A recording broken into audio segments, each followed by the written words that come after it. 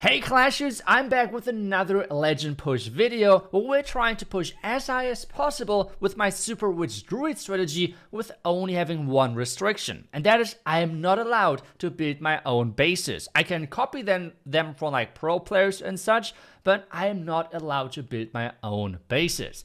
On this specific video now, we're going to compare the Spiky Ball with the Gauntlet combination to the Gauntlet and Rage Vial combination, which I have used so far, because a lot of you out there have said I should give this combination a go with this strategy. So I think let's test it out and let's see where I finish the day in Legends. Okay, our first base, and typically versus bases like these, we're trying to approach from the opposite side of the town hall, okay? For that, we need to set up pathing and funneling. So the question is, where do we want to get our fireball? Typically, I'm trying to make it a really quick warden walk, which is most of the time the most important thing. So I feel like on this one, it would be great to get the fireball onto this cannon. For that, we have those two defenses, and taking them out with a warden walk, I think would take too long. So I would just turn them invisible. So like this, then we're going to turn this and this invisible, the earthquake, and now the fireball. Always remember, those invisibility spells, they're kind of lingering a little bit. So you can't use the warden ability right away. You should wait at least a little bit for them like to actually have the invisibility spell effect going. Now we're just going in from the bottom side, right? Like having everything set, and now it's all about the pathing. This is why this strategy, I think, especially for Legends, is just so cool, because this is not about like complicated queen charges and whatnot ever. It's all about just setting up the pathing and making sure your troops are going the direction you want. This area of the base is gone, so we don't really have to care about that. We're just pushing them in now into this core. I think for that, we're actually using the lock launcher just like that. That should work quite well. Let's use the wall break right here. Queen abilities so we can spawn those healers. Let's just freeze this. Oh, that was a little bit too late, but it's okay. It's okay. Let's just get this out there. We can rage, so we're raging up the healers and everything to stay alive. We have 2 more druids. I want to delay them at least a little bit, especially now. Wait a second. How did that warden die? Okay, that is not looking optimal for me whatsoever currently. Let's just see if we can still save this. That would be amazing. Wizards for cleanup. King. We still have now the Spiky Ball. Is that now better or worse? That is to me the big question. We have the Root Riders helping now with the pushing. We have now the jump to get out of the base again, which is totally working fine as well, I think. Now the King is getting into the core. So the question is, when do we use the ability? Maybe now to get the Spiky Ball some action. There we go. Nice. Broad Gem ability. The King should take down the town hall. We still have so many spells. Where should I even use them? It's crazy. Town hall's going down. Would have been the rage better? That's the big question, I guess, here, right? Let's use the jump here. Oh, we can actually deploy more cleanup. And this is still going to be crazy overkill. Like, even though so many things went wrong. So now, Spiky Ball. Does it get me any value pretty much? Not really, right? But at least it did not get me more value than like a Rage Vial would have gotten, because we always have to compare those two, especially with having in mind how much easier it actually is to upgrade the Rage Vial, because most players have that already on a okay level, while the Spiky Ball, you have to upgrade that all the way to level 27, which is a ton of ores, okay? That is not easy to upgrade. So the question is, so far, I would put it maybe on an even playing field after the first attack. But don't worry, we have many, many more attacks to do. So let's just jump into the next one, and maybe we get some more insight. Okay, our second attack. It's going to, like, overall it's a similar setup, I want to say, when it comes down to the base. Where could we use our fireball? This air defense right here would be great. I think we would take down those two defenses right here. The question now, though, is if we deploy the warden right here, I think he should be closest to this one, so we only have to turn this wizard tower invisible. And then we do the same thing again, just like entering from the far side, have my queen funneling over here. As I said, it's all about pathing and setting things up. So let's try to get this right. First off, warden right here. Now the invisibility. Oh, we maybe should use this earthquake, so we don't lose the warden.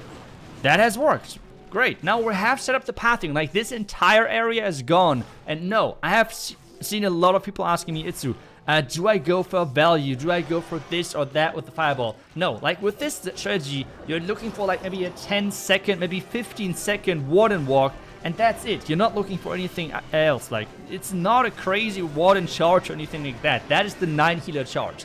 This, for this strategy, is completely different, okay? So you always have to keep that in mind when playing this strategy. Now, on this one, I think the jump should be enough, because what my plan is going to be, have the queen walk in over here, jump my troops in here. We don't have any jumps for this area, but because this area is gone, this is gone from my archer queen, they have only one way, and that is towards the town hall. At least that is the idea on this one. Now, let's get this one right, queen ability. Let's use this.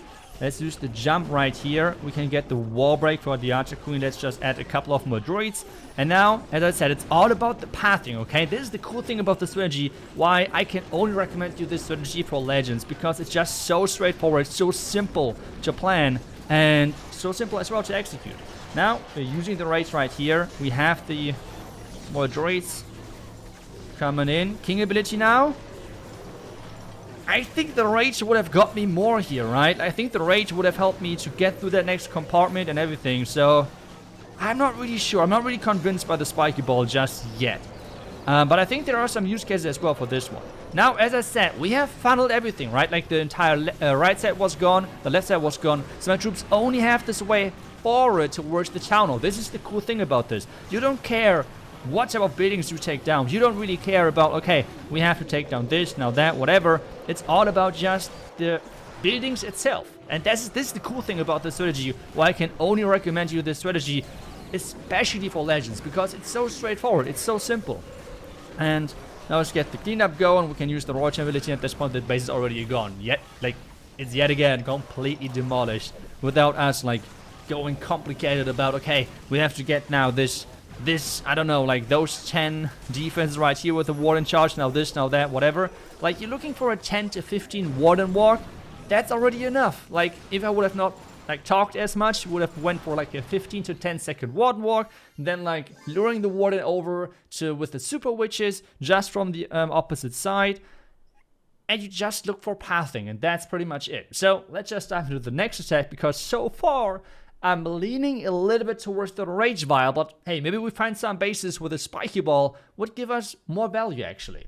Okay, we got our next base. On this one, it's again about the pathing, right? Like, going to this far side Eagle Artillery looks again the most promising, because we can get in here, then maybe even get another wall break, then we're in here, we can like get the jump, the queen is pushing in from this top side. If we take down this compartment, even if we can't use a jump right here, where should our troops go? Like, they have no other choice than just moving forward, and this is the cool thing about this, okay? And yet again, we are going for a quick fireball, which means on this one, it's like a 10 to 15 seconds. So you place the warden, you use the earthquake, fireball, and we already are starting with our super witches. Nothing crazy, just straightforward. Now getting that queen for funneling. We get some droids in there for the funneling as well. Let's add the king. We can add the siege barracks in just a second. Let's use the wall break right here, because as I've just told you, we're looking now for the pathing. Let's add some more droids. Queen ability in just a couple of seconds as well. Now let's see, how do we deploy the wall break? Because right now I think the wall break would target this Dark Elixir storage, so I'm going to delay things at least a little bit longer, okay? So I think my troops should go towards the core anyways. We can raise them up now as well, so the troops are going there a bit quicker, and it would now just save the warden, the wall break. Let's add another warden, another warden. Yep, of course. Let's now add another druid over there to make sure my queen is staying alive, because the healers have switched. And then again, I'm just raging up. I think at this point, the pathing is just so good that we can delay the jump to an even later stage of this one. We could use the royal gem at the bottom side. Maybe just at the top side to support. Let's just see. Maybe now the jump right here. Adding this one right there, the royal champion. The Singing Fire Tower is on one of my super witches, so I'm going to freeze it. Now the king ability, Spike Ball doing some action. Yet again, I would say the Rage Vial would be better. Not gonna lie. I am not really convinced by the Spike Ball just hitting this strategy. Yeah, not sure. Maybe we would just keep testing. I mean, we're doing quite a few attacks, right? So nothing is decided yet. But at least so far, it's not like an overwhelmingly easy decision because, oh yeah, the 1 is an epic thing, so it is for sure better. Not really so far, I would say. We can wall break. We don't really have to. We could wall break right here, right? So just use the remaining troops, and this should be another easy 3-star for us. And again, it's all about the pathing. This is why I love this strategy currently so much for Legends. It's so simple, it's so straightforward, but yet so powerful to use. And now, let's do one more attack to see if we can get any, I don't know, closer to a conclusion in our question if the Spiky Ball plus Gauntlet is better, or Gauntlet and then the Rage Vial. Let's move on. Okay, it's again about the pathing. So where can we accomplish exactly that pathing? I feel like on either side right now, either this cannon or this Warden, they look amazing because if we get the Fireball on that one, take a look at what we get. That is just insane. The question now is, which side are we going for? Is it even important which side we're going for? I would say I would just go for the bottom left side because that's where the Warden is, and typically the Warden is more important, right? On this one, we're just going to deploy the Warden, angle it right in front, and now we're going to turn... Actually, I'm not going to turn things invisible because I want to make sure that we maybe save one spell. I would turn this Mortar instead invisible, and then we get the Fireball going, and then we already deployed the Super Witches. Like, again, quick, straightforward, making sure that we're getting the funneling, pathing, everything set. Then let's get the wall break in here. We can use our Queen at the top side with the siege barracks to get the funneling right. King, Queen, another droid. I will use the siege barracks a little bit delayed though. And then we should be able to wall break even to the Inferno Tower, right? Oh, take a look at this. This looks so beautiful. This is just so beautiful. Okay, perfect. Wall break has worked. Clan castles getting lured. That should be no problem. And then we can jump behind the town hall. That is just looking amazing, right? Like, this is just looking perfect. I would jump towards the top side. I think that should be my best bet. King ability maybe now. Yeah, we got the poison tower. Yes. This time the value is pretty solid. Not gonna... Oh, wait, we have so many druids. I will just deploy the remaining druids, I guess. Warden, please stay alive. Thank you. Now let's add this. The reinforcement. That's, to be honest, way too many druids. But, yeah, I mean... yeah, I just forgot about them and then panicked. But it's okay, it's okay. Let's use the Royal Champ ability. Warden actually is going down, but I think we should be still good to go for the back end. Let's use the Rage right here. We can use the Rage over there. Let's use the Freeze here. And yeah, at this point it's already pretty much GG. We can just overpower the remaining defenses. Clean up, more cleanup, even more cleanup, and the most important, the cleanup Headhunter. And that means another 3-star. Okay, this has to be, I think, the first attack where I felt like that the Spiky Ball did give me more value with taking down the spell tower. This is like one of the cool things. If you can get the Spiky Ball towards the spell tower, which has not been triggered just yet, that can be quite nice. But is it really then worth it to invest all of those ores? I would make the conclusion like this. It's as well dependent on the clan castle's timing. If this would have been an Ice Golem clan castle, my entire Rage Vial would have been wasted because of the freeze duration of the Ice Golems. So it really depends on the timing and on the, like, direction of the Spiky Ball, which makes it really situational. So I would say it's like Rage Vial is having like a really small edge, or overall they're quite similar in strength.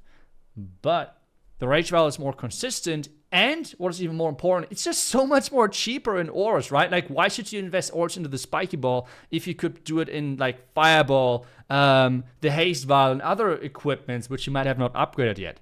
So yeah, at least that is my conclusion. But I think let's just take a look at where I'm currently at in Legends, because I am still suffering from the same thing as before. Keep going perfect, and my defense is nearly perfect as well. And that's really the tricky thing. I feel like high Legends currently is more about defense than offense. Offense, obviously, it's important that you're close to perfect, like 310 and more. But the defense, I feel like, is currently the most important thing. And that is then mainly for really good base builders. But if you don't build bases, like I have like challenged myself for this season, It's looking rough. It's looking really, really rough, guys. I will as well link you some base links down below, but to be honest with watching this, I'm not sure if you want to copy them, to be honest, but just because so many people are asking, I will just share a couple of them down below in the description. Let me know what you feel like with the Rage Vial versus Spiky Ball discussion. I think the Giant Gauntlet is the most crucial equipment in this army composition in general, but would you say Spiky Ball is having an edge, or is it the Rage Vial? What would you pick? And do you think it's worth the ores to invest into the Spiky Ball? Either way, I hope you enjoyed this video. Thank you so much for watching. And I will see you guys back tomorrow with the next class video. Until then, see ya and bye bye.